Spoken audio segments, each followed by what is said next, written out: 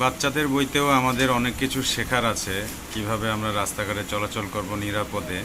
সেই বিষয়গুলো জানার জন্য আমরা এসব বইয়ে ফলো করতে পারি। কারণ হচ্ছে কোনো কিছুই ফেলনা নয়, যেখানে যা পাই আমরা আমাদের উচিত শিক্ষামূলক যদি হয় সেটা, তাহলে সেটাকে অনুসরণ করা, সেটাকে ফলো করা।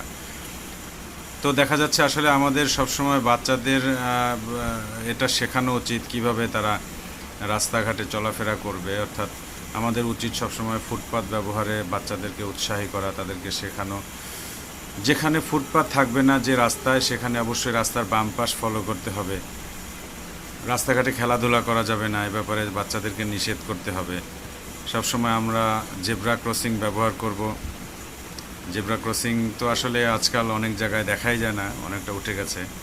আর যেটা বলা হয়েছে ট্রাফিক লাইটের কথা, বাংলাদেশে তো ট্রাফিক লাইট এখন আর দেখা যায় না বললেই চলে, খুব রেয়ার। দুই একটা জায়গায় হয়তো বা আছে। যেখানে গাড়ি চলাচলের জন্য এই ট্রাফিক লাইট নেই, সেখানে মানুষ চলাচলের ট্রাফিক লাইট তো অনেক দূরের কথা। আর যেসব ক্ষেত্রে ফুট ওভার ব্রিজ আছে, অবশ্যই সেখানে ফুট ওভার ব্রিজ ব্যবহার করা উচিত। আমরা বড়রা সচেতন হব, সাথে আমাদের ছোট ছোট যারা সিটিজেন আছে তাদেরকে সতর্ক করব। আশা করি এই নিয়মগুলো মেনে চললে আমরা আমাদের সামাজিক এবং ব্যক্তিগত জীবনে সবাই নিরাপদ থাকব।